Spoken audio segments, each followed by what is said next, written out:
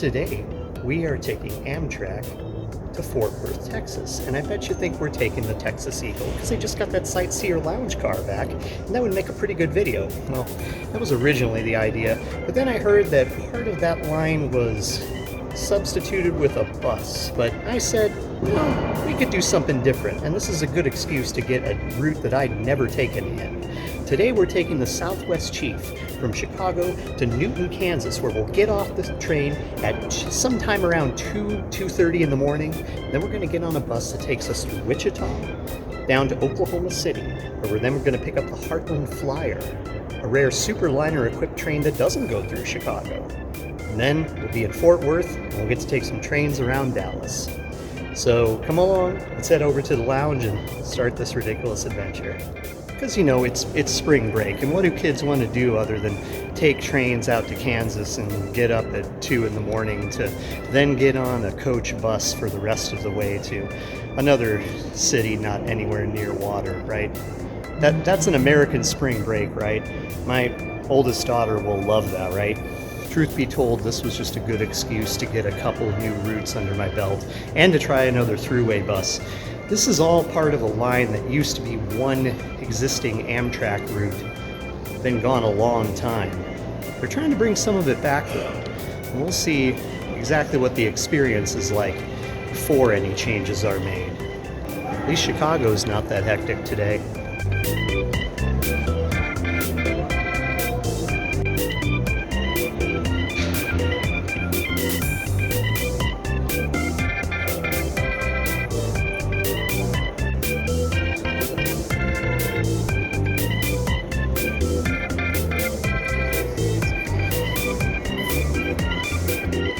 We're going to be back through here again, coming in from Cincinnati in about 1 month's time. That'll be an all-sleeper trip, just breezing through the Midwest. Today, we're headed south to warmer climates, going from 40 degrees here to well toward 90 degrees in Texas tomorrow.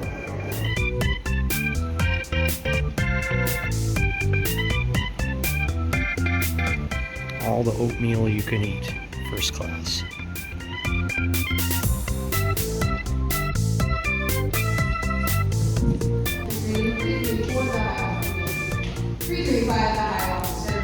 I'm honestly fascinated by these routes that take place in the middle of the night because we're so lucky to have these big cities with regular departure times, but the little towns out there in America, they're working on schedules that are not ideal. Train's got to be somewhere in the middle of the night, and if it's going through these towns, it might as well serve them going to places. Attention please, this will be a continuing board announcement for train 335. But regardless of the historical context, what towns like Newton are left with right now is a middle of the night timeline for Amtrak to be their service if they choose it at all. We'll see exactly what spirits are like out there at 2 a.m. Wichita's a pretty big city to not have any train service. The Southwest Chief is Amtrak's present-day amalgamation of several previous trains. It owes part of its namesake to the Atchison, Topeka, and Santa Fe Railroad Super Chief, which ran with high-level cars in a sleeper configuration. That train had an all-coach counterpart, the El Capitan, that connected Chicago and Los Angeles, as our train presently will, over 3 calendar days.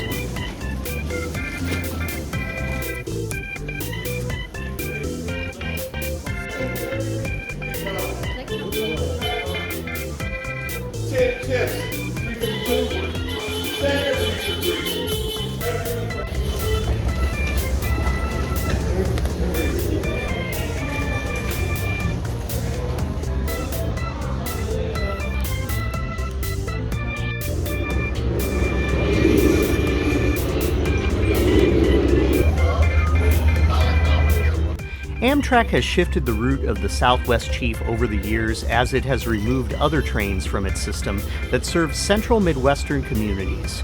In particular, our route to Fort Worth, Texas via Newton, Kansas could have been accomplished at one point via Amtrak's prior Lone Star service, which was the successor to the Santa Fe's Texas Chief.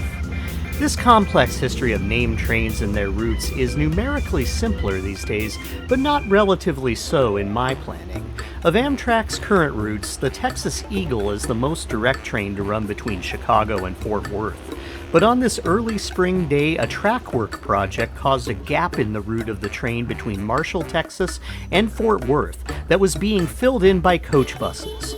That train would have given my daughter and I a longer period on the train in which to sleep overnight, but likely no breakfast options prior to getting onto our bus, a lack of traditional dining aboard the train versus flex dining the day prior, and the need to enter the Dallas-Fort Worth metro area by that coach bus.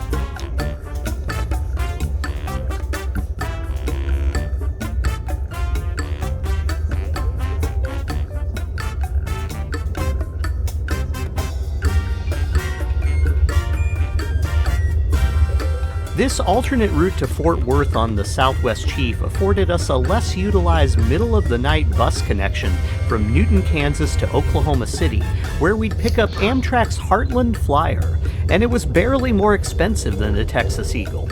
Sure, we'd lose some sleep, even across what some would call the dreary pre-growing season Midwestern plains, along with the chance to call upon a train in Oklahoma, made the decision to take the Southwest Chief rather easy for me. In a way, this train is much like my main train, the Empire Builder. Had my parents chosen to move to Kansas City rather than Minneapolis-St. Paul some 35 years ago, I'd have this train, the Southwest Chief, to whisk me from Kansas City to Chicago, with its superliner cars offering views to both horizons from their big windows. Kansas City also has the Missouri River Runner train to serve such a route. It runs single-level coaches, much like my other train, the Borealis, might do someday if rerouted via other cities in Wisconsin. This collection of trains in the Midwest are an interesting blend of Amtrak's Midwest and long-distance Western trains. Much like the Builder, eastbound runs suffer from poor on-time performance as a trade-off for getting the high-level views and traditional dining on the superliners, so the inclusion of the shorter regional routes on these same tracks makes for a slightly better set of travel options across a landscape which holds the attention of quite a few riders. Some towns such as Galesburg, Illinois, see as many as 7 trains per day from Amtrak. Of course, these views pale in comparison to the Raton Pass and the mountains surrounding Los Angeles, just as Glacier Park does aboard the Empire Builder. And of course, frequency for cities along this line could be better for the shorter regional routes, but that's all part of the conflicted nature of Amtrak's existence, as the third choice of transportation for most Americans living outside of the largest metro areas in the Midwest, far from the coastal public transit empires. If they choose Amtrak at all.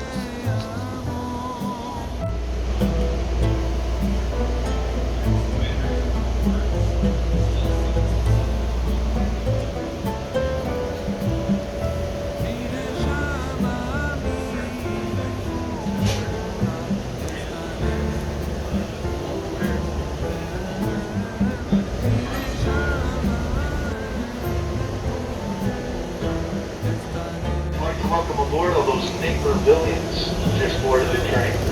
Please go to your assigned seating accommodation, make yourself comfortable. Next up on the hit list is the world's greatest little city, Mendota. It's about 50 Germans. If you want something, you're going to eat dinner in a diner, come on down. It will be $45 per person. You get an appetizer, entree, dessert, and alcoholic beverages. Valid photo ID. Again, I'll be in the next 15 minutes if you want a dinner reservation in the diner or coach passengers. Thank you. Of course, Amish and Mennonite communities are well represented aboard the train as contented passengers. A handful of others seem to take in the relaxing combination of pace and spaciousness offered by superliner travel across America on today's trip. I'd certainly like to take the Southwest Chief all the way to Los Angeles or Albuquerque for a change of pace, but I'd most likely need to save up for an extended period to make that happen as comfortably as we are in our sleeper car today. This roomette with both connecting trips to come was just over $500 for my daughter and I, whom I enjoy getting one last discounted child fare in prior to her turning the page of years and being priced at the less discounted youth fare soon after this trip. To go all the way to LA is well toward or beyond $1,000 for one person in a roomette, so I'll likely be enduring coach and all its lines and smells someday down the line for y'all.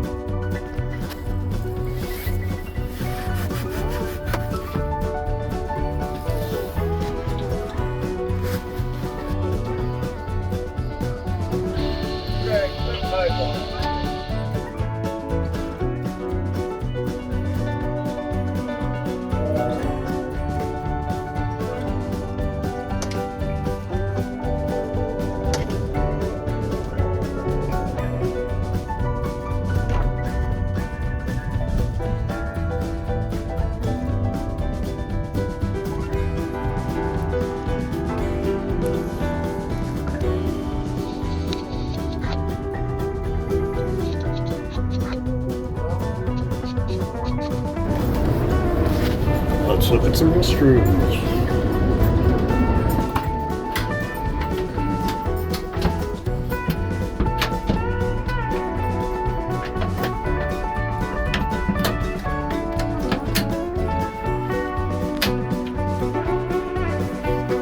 These locks are getting worse in the super limbs. Yeah. Oh no! No, no, no, no. Okay.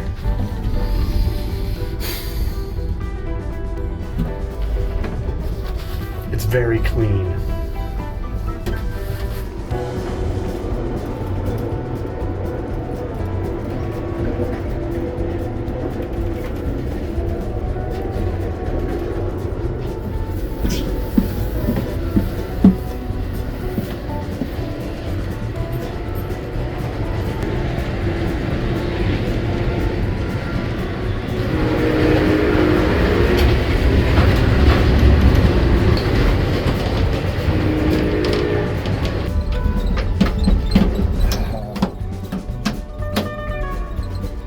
There is.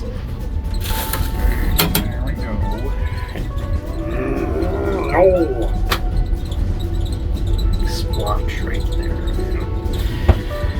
And, ooh, help.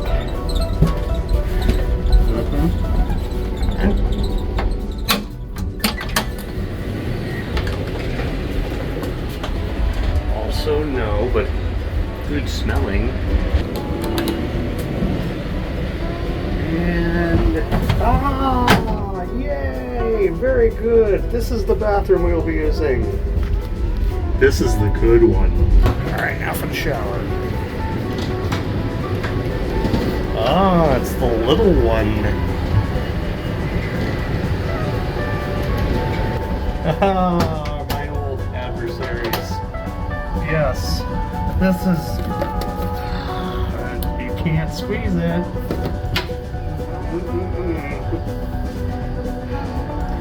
I might just use the bar soap. Maybe. Okay. There we go. How's this look? Average. Someone's used this already. Yep. And yep, there's hair down there, and yeah, I do believe that dumps right out on the tracks. I still don't know for sure, but I'm not getting underneath to find out, so. Alright. Just don't sit on the floor of the shower, you'll be fine. So, how do you feel about getting off the train at 2:30 in the morning? Not good, because all morning that means I'm going to be grumpy unless I eat like an entire Red Bull's worth of caffeine. Well, what if you sleep on the, bus? I'm not going to trust the people on the bus. You brought this neck pillow. You tell me that the buses suck. No, I didn't. I don't know about this one. And the people on the bus are the same people that are on the train. I don't trust you. Oh, well, never mind then.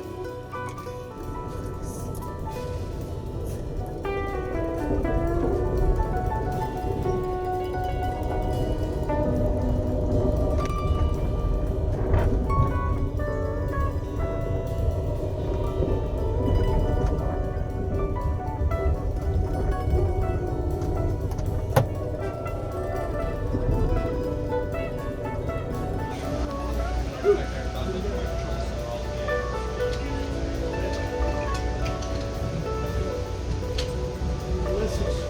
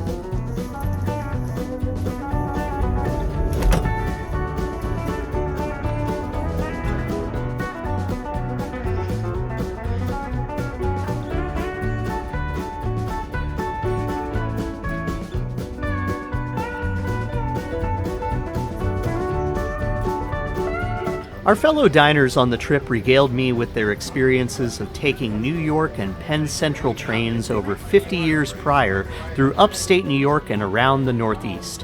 And my salmon with lobster sauce was the right alternate dinner when I've had the Flatiron steak within the past month aboard other Amtrak trains. Seattle leg back to St. Paul, but just last year in January we flew to Oakland, spent the night in San Francisco, and then took the Coast Starlight down to San Luis Obispo, and we stayed in SLO for a day. No, 3 days. That one up train 777 in business class, and that was so great because they had so many pastries from San Luis Obispo just stocked up there, and you can have as many of that plus drinks as you want.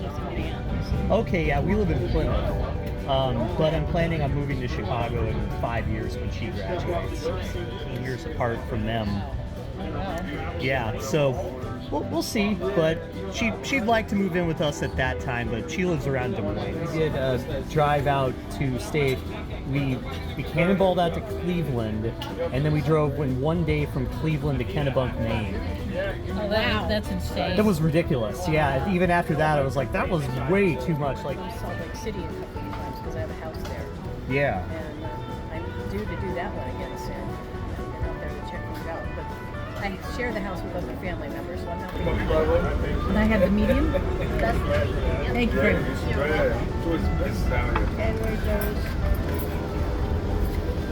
Those are French fried onions. I swear I'll go back because they do a chapter, a podcast maybe.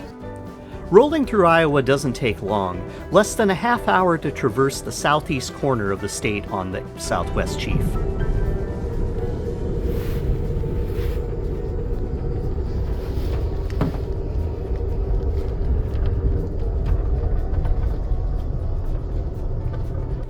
I'd hoped to take advantage of the fresh air smoke stops in Fort Madison and Kansas City, but was lulled to attempt some sleep by the distant passing lights of the freight embankments we soon found ourselves traversing on the BNSF line after dark in Missouri.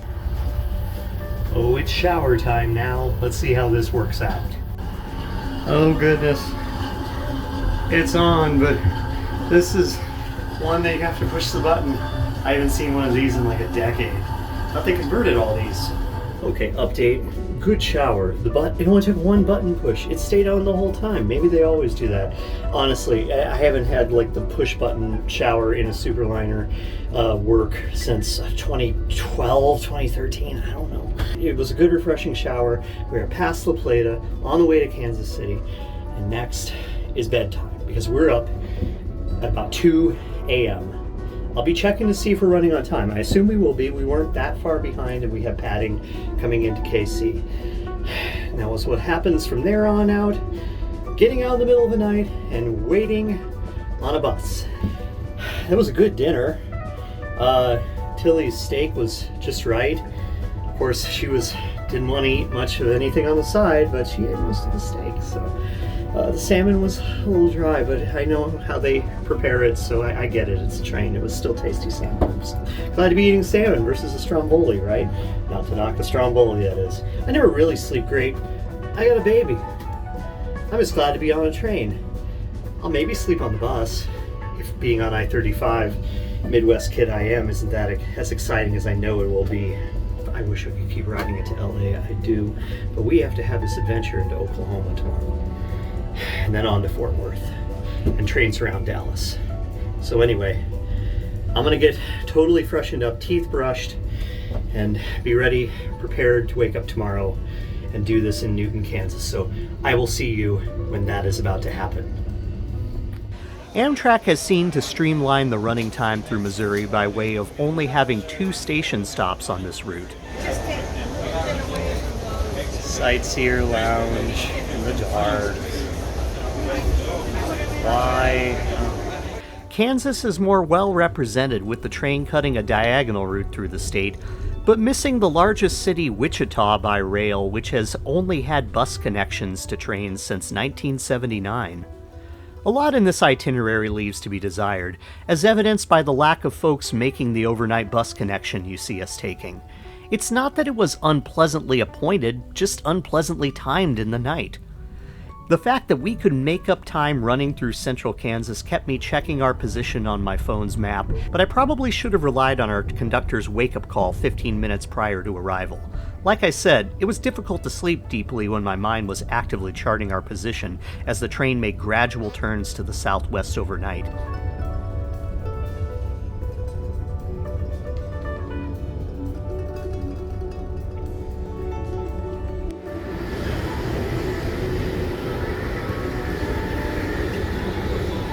Well, good morning, and I do mean morning. It's just before 3 a.m., which means we're running late, which is great because we'll just be able to get off the train in Newton, and the bus should already be there. We just walk on into the bus. I kind of slept. I slept more than on the red-eye flight from LA. Being flat and on a relatively comfortable mattress does a lot for the restfulness. Now there's a question is going to be how restful is the bus. And we're just waiting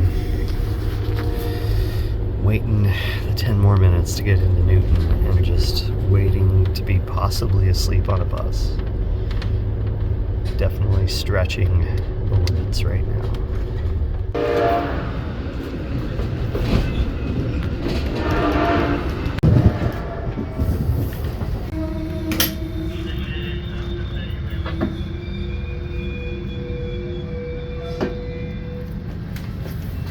Pretty close. Yeah, they put those in advance. Oh, thank you very much. It was a good ride. Yep.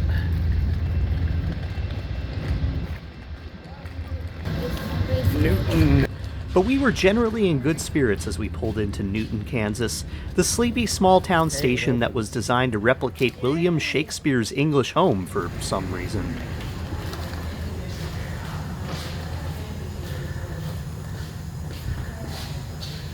Alright, we're going up front here.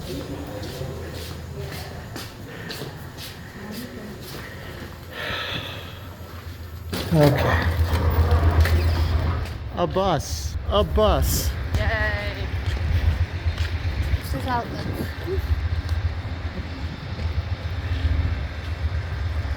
What a nice fountain. Let us go near the bus.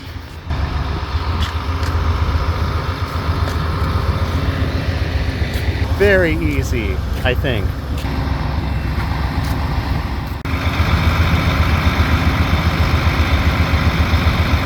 We had locomotives 10 and 71.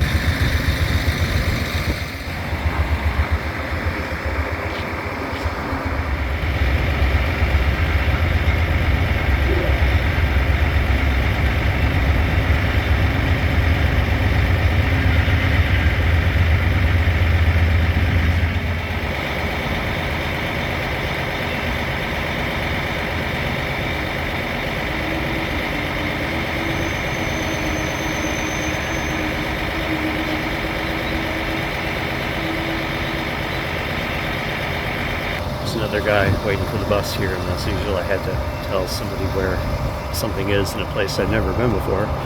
He came from California a while back, and he had his phone off and he thought it was 9:07 p.m.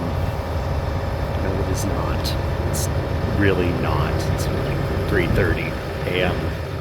The coach bus was totally adequate, though not branded as the Beeline carrier typically assigned to the route. Such is average for an industry with driver shortages. I'm just glad it was there and made the run down to I-35 to Oklahoma City in better than on-time pace. The lack of window coverings on the bus wasn't as much a detriment to sleep as one would imagine.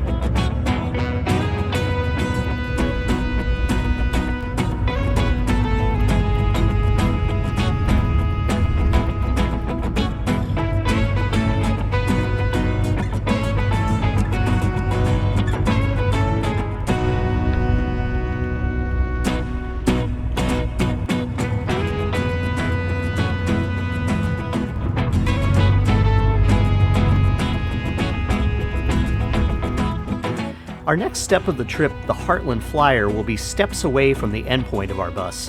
We'll take a look at that train next week. Suffice it to say, at the time of taking it, I didn't know what I would later at the time of editing know, that the Heartland Flyer is now in danger of being pulled from Amtrak's system due to state budget cuts in Texas. More on that next week.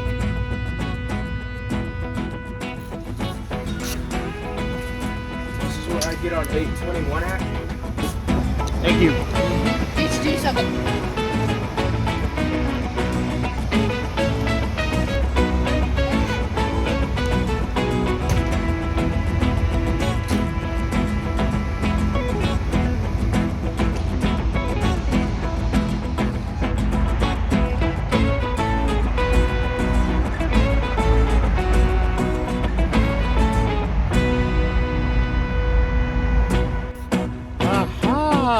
Found $1 in Oklahoma City. It's already working.